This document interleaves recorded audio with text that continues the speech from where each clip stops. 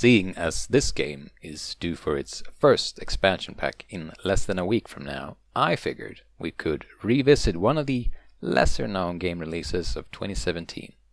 More specifically, Endless Space 2.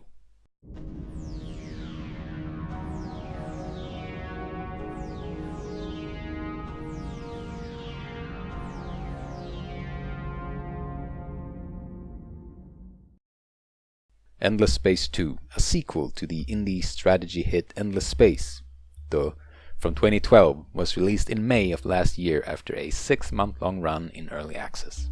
With direct input from a very passionate community, the fourth installment in Amplitude Studios' Endless series could very well be considered a master in its genre.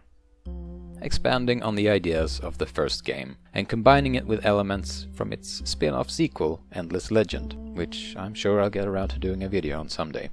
Endless Space 2 has found a good balance of classic 4X strategy with lighter role-playing inspired elements in the form of multi-resolution quests, unique hero characters, and personalized unit upgrades where you decide how your ships should fight, fly, or function. These features are a staple of the Endless franchise at this point, and fans will certainly feel familiar, but newcomers to the series, especially 4X veterans from the Civ series for instance, will certainly enjoy the breeze of fresh air blown into the otherwise stale genre.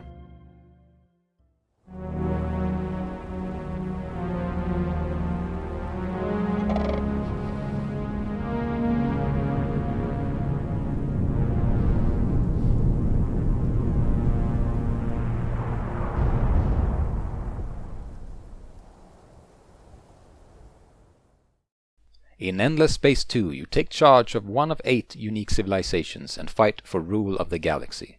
You can lead the United Empire, the primary human faction, whose preferred means of domination comes through industry and military might. The Sophons, little grey men whose main pursuit is scientific discovery. The biomechanical abominations called Cravers, created solely for war, whose only purpose is to eat and kill. Preferably not in that order, by the way. That sounds fucking horrible. The Riftborn, a race of interdimensional robots looking for their own place in this bizarre version of reality. The Lumeris, a society of amphibians ruled by gangsters who want nothing but more power and more money. The Vojani, a religious cult of semi-digital beings who revere the mythical virtual endless to the degree that they will level entire worlds in the name of their church. The Unfallen, possibly the oldest race in existence, but also the last to enter the galactic battlefield, are a civilization of ant-like beings who worship what they call the fire and the heart. And last, but certainly not least, the Horatio, a civilization consisting entirely of Horatio, the most perfect being in existence, whose sole goal is to make the rest of the galaxy just as beautiful as he is.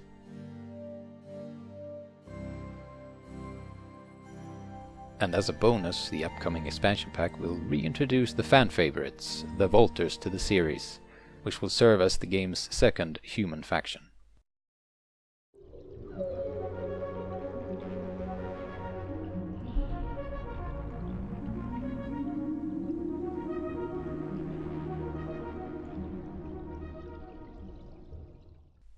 Much of the gameplay of Endless Space 2 is exactly that of a typical 4X game.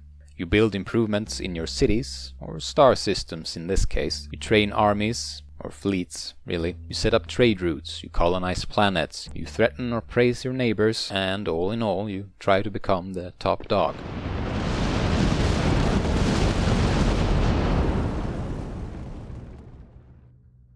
Now, there are multiple ways of securing a victory, and it can be done through the usual means of total domination.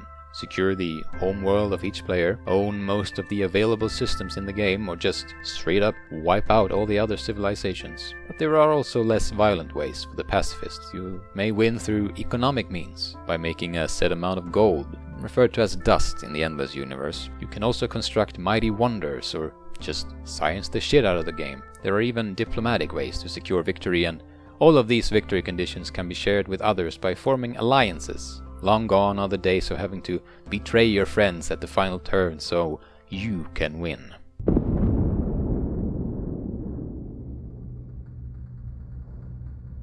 But it's not all roses. Endless Space 2 suffered from many of the same issues their previous games have had around launch. There were game-breaking bugs where turns simply couldn't be finished, units becoming immobile, and quest objectives that couldn't be completed. And multiplayer games were unplayable near and around launch, with near constant syncing issues and battles that took upwards of 10 minutes to finish. But as time has proven, again and again, Amplitude takes care of their games. And today, the game is in a very good place. It plays, I would say, perfectly solo, and multiplayer issues have been reduced to a bare minimum. Whatever issues remain are sure to be cleaned up before the game's first birthday. In the end, however, the good heavily outweighs the bad, and the new features bring in a lot of fun and variation to the game, and I'm certain the game will be a hit given enough time to shine.